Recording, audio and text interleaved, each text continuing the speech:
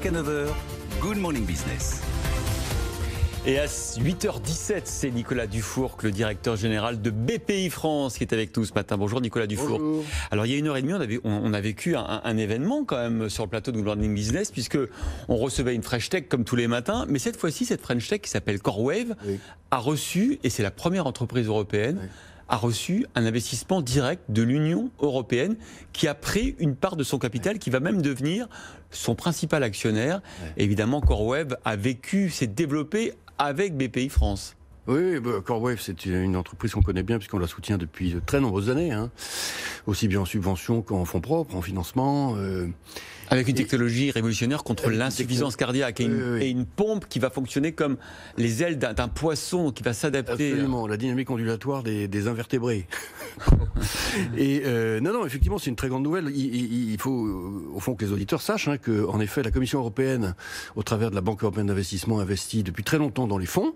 Donc dans tous les fonds français, la plupart des fonds de capital français ont de l'argent de la Commission européenne, mais n'investissent pas en direct. Or, désormais, depuis la création de ce fonds qui s'appelle EIC, un fonds de l'ordre de 4 milliards d'euros, les services de la Commission européenne, chez l'excellente commissaire Maria Gabriel, peuvent instruire des dossiers, aussi bien en subvention qu'en fonds propres. Et puis on peut se réjouir que le premier dossier qu'ils aient instruit et dans lequel ils aient mis de l'argent, ce soit une French Tech. Alors en fonds propres, oui, non, absolument. Sachant que par ailleurs, en subvention, ce même fonds a accordé des volumes significatifs à plusieurs startups françaises, qui sont d'ailleurs dans le portefeuille pour beaucoup, comme DNA Script, comme Enio Pharma, comme Sparring Vision, EasyMile. Donc l'Europe est très présente. Elle est fondamentale en réalité, il faut que les gens sachent. L'Europe est fondamentale dans le financement de l'innovation en France. Alors évidemment, c'est très important d'en parler avec Louis Delisle, son directeur général, parce que ce qu'on veut éviter, vous comme nous, c'est que ces French Tech finissent par aller se financer aux États-Unis. On redonnait le chiffre, il y a 200 licornes américaines, 200 chinoises. Nous, on n'en a qu'une quarantaine européenne. Et donc, il faut combler ce gap de financement. Et évidemment, grâce à BPI, grâce à des fonds comme celui de l'Europe, on va éviter que, par exemple, CoreWave, qui vise carrément tout le marché, le milliard d'euros de pompes cardiaques, ils veulent tout. Et il me dit, on aura tout. Bien sûr. Il faut éviter qu'ils aillent se financer aux États-Unis. Le fait est qu'on compare trois ensembles incomparables. On compare deux empires unitaires et une confédération qui s'appelle l'Europe, 27 États, 27 langues, donc c'est très compliqué. Ce qui est fondamental, et c'est vraiment la nouvelle frontière, il faut qu'on arrive à faire un marché boursier tech européen. Au sens d'un écosystème boursier tech européen. Mais ça on n'y est pas encore. On n'y est pas encore. Il nous faut des gérants, il nous faut des analystes, il nous faut un Euronext grosse dopé à l'hélium. Et il faut qu'il y ait des investisseurs partout en Europe avec des classes d'actifs de risque dans les grands gérants d'actifs européens. Alors on a de plus en plus de fonds qui arrivent sur ce marché, on a besoin d'eux. Il y a aussi le Silver Lake de la PIB. Il ne faut pas dire Silver Lake. Le lac d'argent, le droit ou pas? Oui, c'est ça. Parce que Silver Lake, c'est une marque déposée. Je sais. Donc, Lac d'Argent, oui, non, ça c'est un des grands événements de l'année 2020.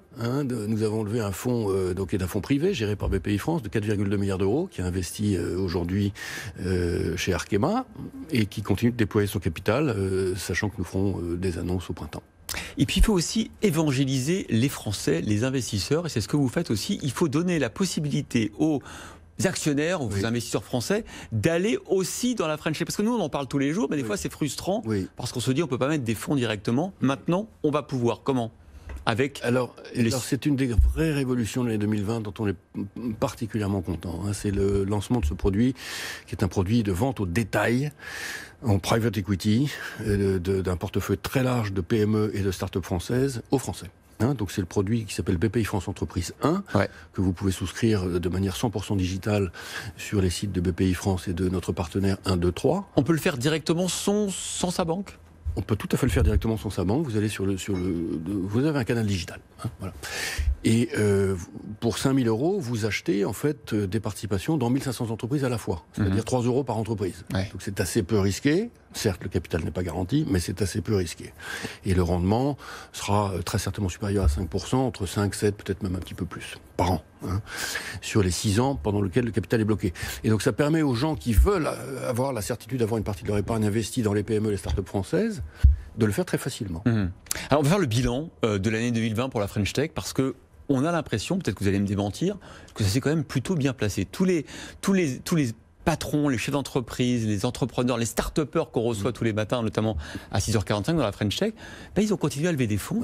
Et ils nous ont dit que les investisseurs ont quasiment toujours été au rendez-vous. Oui. C'est vrai ou pas ? Non, tout à fait. Alors évidemment, il y a eu un énorme coup de mou au mois de mars et au mois d'avril. Une inquiétude. Oui, bien sûr, où BPI France a été très contracyclique, c'est-à-dire qu'on s'est porté au devant de situations où les entreprises ne pouvaient plus lever. Et on a remplacé les fonds qui étaient défaillants, souvent d'ailleurs des fonds étrangers, qui avaient promis de venir et qui ne venaient plus. Et puis on s'est porté également au devant des fonds qui s'apprêtaient à closer, comme on dit, des levées de fonds et qui ne pouvaient plus le faire. Et donc notre ratio d'emprise dans ces fonds-là, nous avons accepté exceptionnellement qu'il monte de 20 à 30%. Et on a continué à injecter honnêtement massivement des capitaux. Donc cette année, en 2020, on a injecté près de 600 millions d'euros dans les fonds français, avec un effet multiplicateur de 5. Donc ça fait 3 milliards. C'est ça, à peu près 3 milliards le chiffre des levées de fonds. Donc des levées de fonds, des fonds. Les levées de fonds des startups, c'est 5 milliards. Ouais, c'est ça. Donc on est toujours en croissance par rapport à 2019. Et puis par ailleurs, nous avons investi à peu près 400 millions d'euros en direct dans les startups françaises. 2021, là c'est une vraie révolution à nouveau. C'est que on va passer en subvention, prêt à l'innovation, tout ce qui n'est pas des fonds propres, avances remboursables, etc., prêt à taux zéro, à l'INO, de 1,5 milliard par an à 3,5 milliards par an. Ouais. Vous vous rendez compte ? Ça, c'est le plan de relance et c'est le PIA 4, le programme des investissements d'avenir, 4e génération. Donc l'année 2021, c'est une année où nous multiplions par 2,5 nos apports. Je ne parle pas des fonds propres, là, en subvention et prêt à l'innovation, à l'écosystème de l'innovation française. C'est monstrueux. Vous instruisez combien de dossiers par an à BPI? Écoutez, alors c'est vrai que c'est une très grosse année de crédit également, puisqu'on a fait 10 milliards d'euros de crédit à l'investissement cette année. Écoutez, je pense qu'on... si je vais jusqu'au... Parce qu'on a instruit énormément de dossiers de TPE aussi, probablement 200 000. 200 000. Ouais. Justement, on va parler des TPE et des PME parce que vous avez réalisé une nouvelle enquête sur l'état, j'ai envie de dire moral, des chefs d'entreprise. Vous le publiez demain. Vous avez peut-être quelques indications à nous donner pour. Il y aura une enquête très précise qui va être publiée effectivement demain. En un mot, les entrepreneurs sont complètement ancrés dans le réel. C'est vraiment client, produit, marché, etc. Et donc ils sont donc réalistes. Et dans ce réalisme, ils sont plutôt optimistes. Malgré ce qui se passe autour de nous aujourd'hui, en Allemagne, au Royaume-Uni, malgré la lenteur peut-être de la campagne de vaccination ? Oui, mais en même temps, je veux vous donner mon sentiment. Bien sûr. Il voit bien que AstraZeneca va sortir 3 milliards de doses cette année, que Moderna va en sortir 1 milliard, que Pfizer va en sortir 1 milliard également. Et donc voilà. Donc on voit le bout du tunnel. On sait qu'il faut juste tenir. L'essentiel pour eux, c'est que le bout du tunnel est en vision, effectivement. Alors justement, tenir, évidemment, les prêts garantis par l'État auxquels vous avez largement contribué ont permis de tenir. Certains arrivent à échéance là en mars. Alors on sait que normalement, on doit pouvoir demander une prorogation à sa banque. Mais enfin, est-ce qu'il faut à tout prix soutenir toutes les entreprises? Est-ce qu'il ne faut pas faire preuve à un moment de réalisme et se dire que certaines entreprises ne passeront pas la barre et c'est peut-être pas la peine de s'acharner? Le prêt garanti par l'État, il continue de croître chaque semaine, mais dans des proportions relativement faibles. Donc maintenant, on est grosso modo, pour retenir les chiffres, à 120 milliards d'euros et à 680 000 entreprises. Sur ces 680 000 entreprises, vous en avez à peu près 65% qui n'ont pas décaissé le prêt garanti par l'État, qui ont pris en opportunité et par prudence. Par prudence. Alors qu'est-ce qu'elles feront? Peut-être qu'elles le garderont sur 6 ans puisque les taux sont favorables. Après tout, c'est de la très bonne trésorerie sans garantie. Peut-être qu'elles décideront de le rembourser. Ce qui est intéressant, c'est de voir, vous le verrez demain dans l'enquête, que quand on interroge les entrepreneurs sur est-ce que vous allez rembourser le prêt garanti par l'État, vous en avez 6% seulement qui disent ça va être dur. Et ça correspond exactement à nos analyses quantitatives ainsi qu'à celles de la Banque de France. Donc un taux de défaut relativement faible. Et sur ces 6%, qu'est-ce qu'on fait? On leur redonne un délai d'1 an ou à un moment donné on dit on va arrêter là? Ah non, là on parle de défaut. De défaut. Là, on parle de défaut, oui, on parle de défaut, tout à fait. Ce qui est tout à fait raisonnable pour une crise de la violence de celle qu'on a connue en 2020. Ça va vous coûter cher, du coup? Ou c'est à l'État uniquement que ça coûte cher? Est-ce qu'il y a une partie du risque qui est pris en charge par la BPI aussi? Non. Encore une fois, le prêt, il est garanti par l'État à 90%. Ouais, c'est ça. Donc, quand vous avez une perte de 100 euros, 90 euros, c'est pour l'État, 10 euros, c'est pour les banques. Vous avez évalué, Nicolas Dufour, combien ça allait vous coûter ces potentiels 6% de défaut?